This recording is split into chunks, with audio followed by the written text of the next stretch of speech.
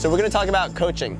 The number one thing, guys, is safety. So when members are in your gym, we're responsible for their safety, for their health and their well-being. We want to make sure that we're not doing little things that are going to put them at risk.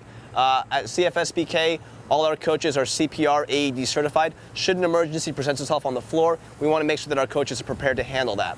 On top of that, think about things like, how is the gym laid out? If we're doing a workout with clean and jerks and burpees, are people dropping 135 barbells 2 inches from someone's hands or head?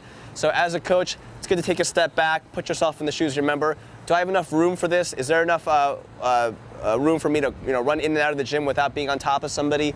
Basic stuff like that. Also, environmental conditions. If it's a brutally hot day like it is today, we might encourage our members to drink a little bit more water, listen to their bodies, let us know if they're feeling anything kind of funky. But remember, safety is number one. When people are at your gym, you're responsible for them, so take care of them like your own.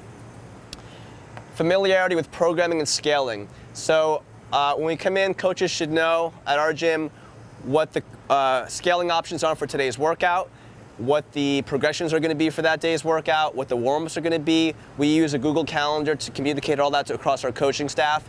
But we want that 6 a.m. class and the 6 p.m. class to run almost identically. The coach is going to give it their own style, their own flavor, but what that does is it shows our members that we're professional, we're prepared, and everyone's getting a very similar stimulus so that there's accurate comparison across classes and throughout the day. Skill segments, always build from basic to complex. So say we're warming up a snatch, we're not going to go right into full squat snatches right away. We're going to start with some maybe muscle snatches, some overhead squats. We're going to put the bar down, talk about it a little bit, and then gradually build up. So those skill segments are critical. That's where people are learning. You want to make sure there's a methodology to that people are starting with very basic foundational positions and movements and gradually working up. So when you're assessing yourself or assessing your coaches, ask yourself, does this progression make sense? Is it setting people up for success? All right. Identifying troubled movers and providing clear and concise strategies for them. So you might have somebody who's brand new out of foundations, it's their first day, and we're doing Grace or Isabel. Or you might have someone who's just a troubled mover. They don't pick things up very quickly, they're really struggling that day. Something that we can get entrapped into is spending all our time on that person, to the detriment of the rest of the class. I don't want to spend 15 minutes talking to one person about how to set up a snatch when there's 15 people behind me not getting the coaching that they're paying for and they deserve. So being able to identify, hey, this person's having trouble, what's a clear and concise strategy for them? So say someone's doing Isabel, right, 30 snatches for time.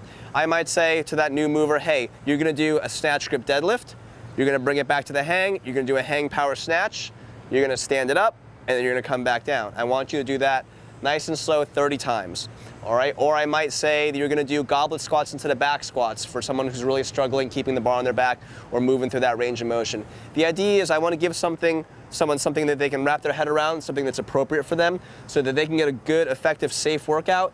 I can keep my eyes on them while still making sure the rest of the class is getting the coaching that they deserve. Having the confidence to stop and scale improper movement and loading. So this is a big one. When you see someone who's got too much weight on the bar, maybe they're moving beyond their capacity at that moment, they're losing range of motion, they're not hitting positions well. We as coaches should be able to go up and tell them what's going on and give them a strategy to do a more proper version of that movement. How we like to approach it here at CFSBK is, number one, tell the member what you're seeing. So, hey, I see that you're rounding your back a lot on these deadlifts. Number two, tell them why that's a problem. What that could lead to a herniation, a spinal injury, and it's going to, put you out for a couple weeks if you hurt yourself or more. And then three, give them a strategy. So what that does is it shows you, it takes away the personality from it, and it shows them that you're a professional, you're identifying an issue, you're explaining why it's problematic, and then you're providing a strategy for them to work around or with to get the most out of their workout. It's better than come up and be like, hey, you look like a dick today, all right? Those deadlifts look terrible. Take the 45s off. We don't want that. We don't want it to make it a personal situation. Tell them what you see, tell them why it's a problem, and give them a proper strategy to work around it, all right? On the other end of the spectrum, identifying athletes who are ready to increase the load or movement variation. So you've got that guy or girl who's been swinging a 16-kilogram kettlebell for 2 years now, and they're cruising through it, having a good time. Maybe you sneak that 16-kilogram away, you grab a 20K, put it next to them, say, hey, today's the day where you scale up a little bit. Tell them, hey, you're never allowed to do knee push-ups anymore. Or, you know what, 3 ab mats is way too many, 2 ab mats on your handstand push-ups is what it is from now on out. So sometimes people need that push, and 9 times out of 10, people come up to you after class that, you know what, I really needed that. I needed someone to tell me to get out of my comfort zone again, all right?